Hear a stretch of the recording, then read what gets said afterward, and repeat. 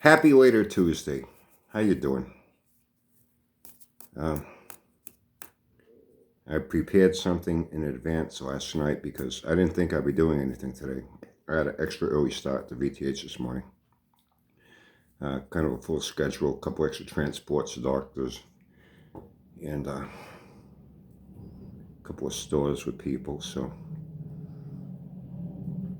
I was kind of preoccupied. Plus, in the back of my mind, I was hoping that maybe today's finally the day where they honor me, throw me a surprise celebration, and honor me with a plaque for everything I do for the VTH. I could put on my wall here and impress people when they come to our home. I could show it up on here on the YouTube video. Hey, look what I won. I won a major award, for what I do at the VTH and impress people on YouTube. Well, I'm going to everywhere I got to go to and who I got to get where and time scheduling and time to get there, allow for time traffic. And I was running through my acceptance speech that I'd make when they presented me with a plaque and a trophy, to everyone cheering and applauding and standing ovations. My mind was kind of occupied, so, well, it didn't happen. It didn't happen. Who knows? Maybe Thursday when I go back again.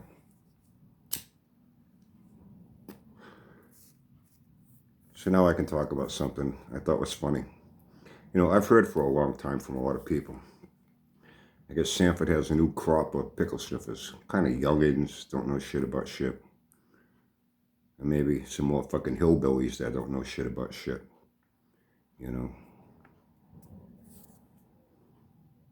Or more junk guys that don't know shit about shit. And you can easily impress them. What is it they say? If you can't dazzle them with brilliance, baffle them with bullshit. And I've had people tell me, I've noticed it myself. You can tell a lot about people in comments and just how they type, their amount of intelligence, literacy, whether they're a dumb fuck, and those that know a little something about a little something, have a little bit of knowledge in things, and those that don't know shit about shit. You can tell what they say, how they say it, how poorly they spell it, how badly the sentences, the grammar is. You can kind of tell without even seeing their face or knowing their name. You can kind of tell their level of what they are. And I've heard for a while, Sanford's got a new crop of pickle sniffers, and they seem to be pretty young. And even words they use, those of us that are up, past, middle age up, later 30s and up, we don't use a lot of the words to say a lot of things that younger people use these days, We had our own terminology back then, There's a whole new crop of vocabulary that's popped up, over the last 20 years.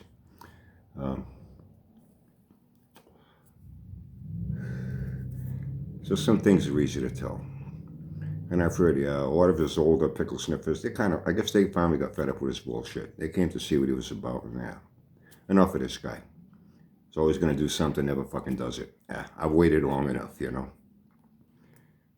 We invested enough into this fucking guy only to be let down time and time and time and time again. That's it. They walk away. He's told some real fucking whoppers, man.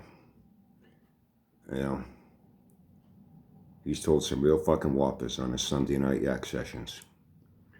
I heard this one. Two people told me, I said, man, this has to be one of his all-time best. He told a story about he had to get a new battery for his Jeep.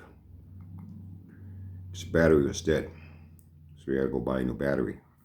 Right away, I thought, wait a minute, why did he do that? Why didn't Sanford take out his stick welder, jam it in the battery, and rejuvenate it like he already did? Remember that? He had a battery on the table, completely dead. Look, you know how to take out a meter then and show it was dead. And he jammed a stick welder in it. He acted about it. You're going to leave it in there for 24 hours or something. It's going to bubble. And when you take it out, you let it cool down. And it's good as new. As good as new. It completely rejuvenates the battery. Why go buy a new battery? And you can do that. So I thought, why didn't he do that? Guess didn't have a whole lot of faith in his stick welder battery rejuvenation theory. Guess he couldn't trust it. And even when that happened, there's something called a proof of concept. You know, you come out and you say, here's a procedure to do something. This is what you're going to get for the end result. Well, you show the end result. You show that it lives up to what you said. There's your proof of your concept of doing something. He never did that, if I recall. About a week went by. He started getting pressured. Hey, what about that battery? What about the battery? What about the battery? And then he was kind of getting cornered. So he had to do something. I forget, it was the demon, the dot, whatever one. Oh, getting back to the battery. I was asked about the battery. Hood's open. He's standing in front of it, but he doesn't show the battery. He doesn't show anything, leaning over, looking down into, that area. Just showing that, from the grill above the engine and the hood up. And the engine is running. Oh, I was asked about the battery. See, battery's good as new. Car started right up. Now, first week, he didn't show the car starting up. He didn't even show the battery, so you could see if it was the same fucking battery he had on that table that was dead. Didn't show anything. Didn't have a meter hooked up to the battery that you could see to see it was the same fucking battery. And then say, okay, now I'm going to start it up. When it starts drawing those cranking amps to see what was going on with the battery. And then if it stayed running. Then, hey, guess what? It's going to rain. You got to put your wipers going. Put the wipers going. It's going to get foggy, ice, snow. You got to put your defrosters on. Put the defrosters on. It's going to be nighttime. You got to use your headlights. There were times it's going to be raining, foggy, nighttime. You got to have your wipers, defroster, and your headlights on all at the same time while the engine's running. Put all that going and show it. Never did any of that. Didn't even show the fucking battery. Didn't show it starting up. Didn't show anything. But he had to get people off his back.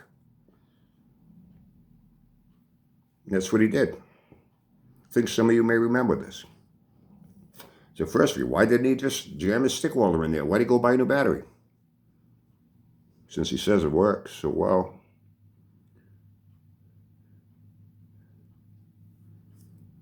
Well, this time, man, he told a fucking whopper concerning a battery.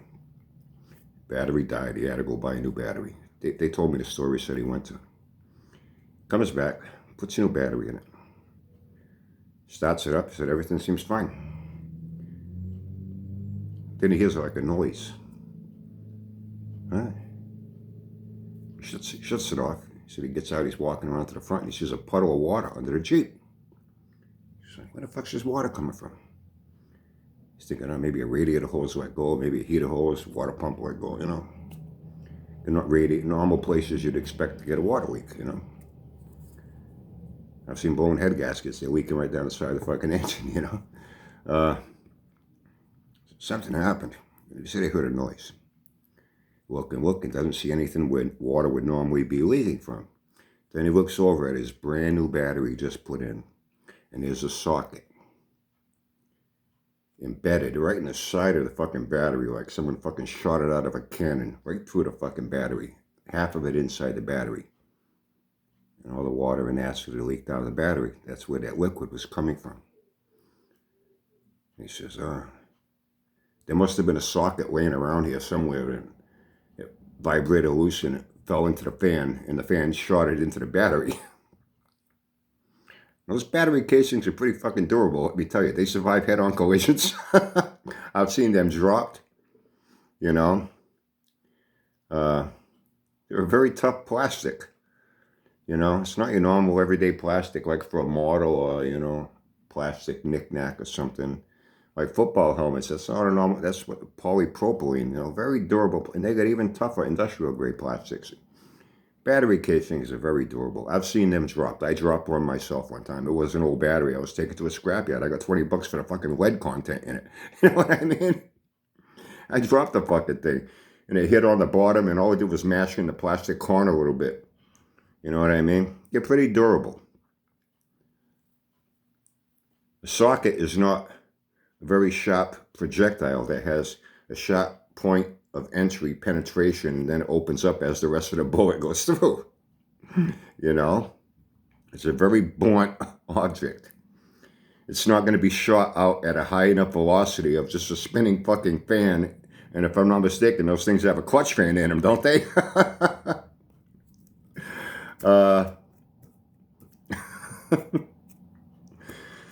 Yeah, he shot a socket through the battery. Then they had to take it out, go back to the store, and buy another new battery.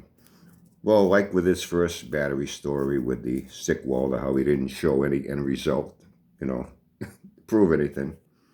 He didn't show this fucking battery. Yeah, I've been working, I've been working on cars for 90 years, building Hemis.